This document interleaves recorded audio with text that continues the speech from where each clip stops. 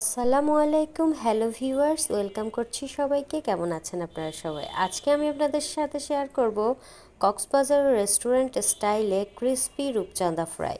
তো চলুন শুরু করি। এখানে আমি 4টা রূপচাঁদা মিডিয়াম সাইজের নিয়েছি, এগুলোকে ধুয়ে কেটে পরিষ্কার করে নিয়েছি।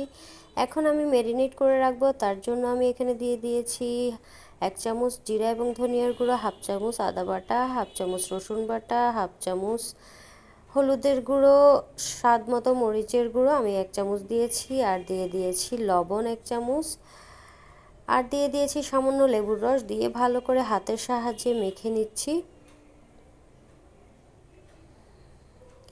আমি সবগুলোর গায়ে মশলাগুলোকে মেখে নিচ্ছি। আমার মাখানো হয়ে গিয়েছে। এবার আমি রেস্টের জন্য 10 মিনিট রেখে দেব। 10 মিনিট পর আমি মাছগুলোর সাথে প্রথমে অ্যাড করে দিচ্ছি 3-4 চামচ কর্নফ্লাওয়ার। কর্নফ্লাওয়ার মাছটাকে ক্রিস্পি করবে আর বাইন্ডিংটাও ভালো থাকবে। এরপর দিয়ে দিয়েছি 1/2 চামচ ময়দা, দিয়ে ভালো করে মেখে নিচ্ছি। সবগুলোর গায়ে লাগিয়ে নিচ্ছি কর্নফ্লাওয়ার আর ময়দাটাকে। এই মাছ ভাজিটা একদম এভাবে করলে রেস্টুরেন্টের মতোই খুবই ক্রিস্পি হবে এবং মজার হবে। তো আমার মাখানো হয়ে গিয়েছে।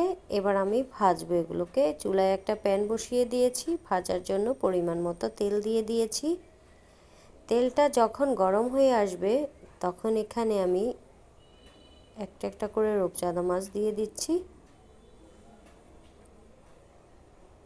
চুলার আঁচটা মিডিয়াম ফ্লেমে রেখেছি, মিডিয়াম ফ্লেমে রেখেই ভাজবো। বেশি আঁচে ভাজলে মাছ পোড়া যাবে, খেতে ভালো লাগবে না।